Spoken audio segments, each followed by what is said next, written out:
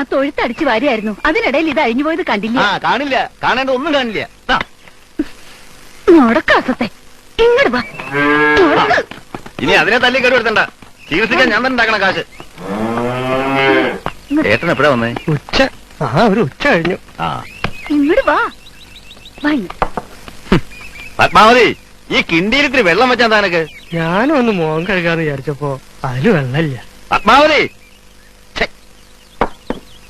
മാലതിയുടെ കത്തൊക്കെ ഇല്ലേ? ഞാനിപ്പോ ഇങ്ങോട്ട് വന്നത് ആ വിശേഷം പറയാനാ. അവക്ക് ഇപ്പൊ 2 മാസായി. കല്യാണം കഴിഞ്ഞ് 6 മാസത്തിനുള്ളില് അതൊരു ഭാഗ്യ.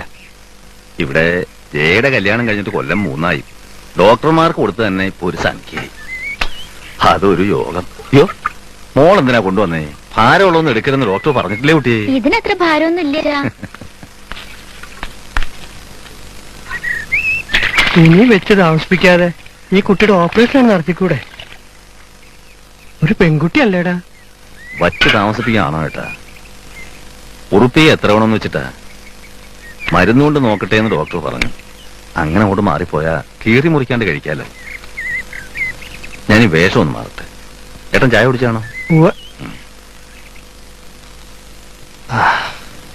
ശർക്കരയും തേങ്ങ വെച്ച അടയുണ്ട്, വേണോ? വേണ്ട, നെഞ്ചരിയും.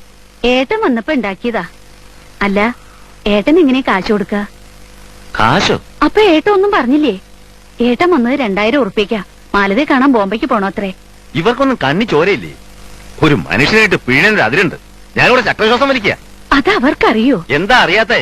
മാലതിയുടെ കല്യാണത്തിന് ഞാൻ എങ്ങനെയാ 30 പവൻ ഉണ്ടാക്കി കൊടുക്കുന്ന ഏട്ടനറിയാലോ. അതിനിപ്പോഴും പ്രേമേന്ദ്രന്റെ മുമ്പ് ഞാൻ തലയും കുഴിച്ച് നിൽക്കാ. പതുക്കെ ഏട്ടൻ കേക്കും. കേക്കട്ടെ, എനിക്ക് നോട്ടടിക്കൊന്നുമല്ല പണി. കുടുംബത്തൊരു കല്യാണോ പേരോ മരണോ എന്ത് അടിയന്തരം വന്നാലും എന്റെ ചുമല്ല വന്ന് വീഴുക. ഇനി അത് പറ്റില്ല. എടുത്ത പൊങ്ങണ്ടായി. ഏട്ടനോട് ദേഷ്യപ്പെടാണ്ട് സമാധാനമായിട്ട് കാര്യം പറഞ്ഞയക്കണം. നീ അങ്ങോട്ട് മാറി.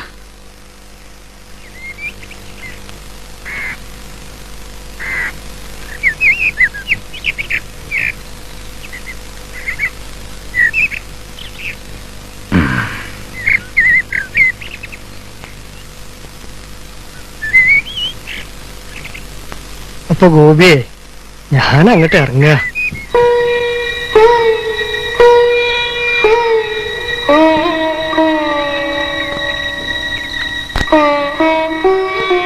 ഏട്ടാ, ഞാൻ വല്ലാത്ത നിവൃത്തികേടില്ല.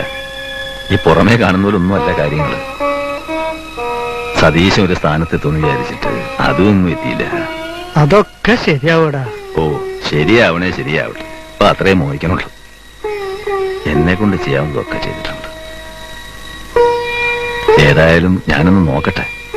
എന്തേലും ഒരു നിവൃത്തി ഉണ്ടെങ്കിൽ ഒരു 1000 ഉറുപ്പിയെങ്കിലും സതീശന്റെ കയ്യിൽ ഞാൻ അങ്ങോട്ട് കൊടുത്തയക്കാം.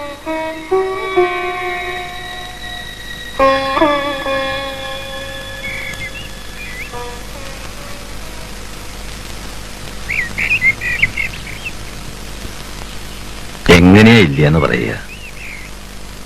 2 പേരിൽ ഒരാളെ പഠിപ്പിക്കാൻ വിടാമെന്ന് അമ്മാവൻ പറഞ്ഞപ്പോ നീ ആടാ പഠിക്കാൻ പിടിക്കെന്ന് പറഞ്ഞ് ചായക്കടയിൽ പാത്രം കഴുകാൻ പോയ ആളാ ഏട്ടൻ. എത്ര കൊടുത്താലാ കടം വീടുക?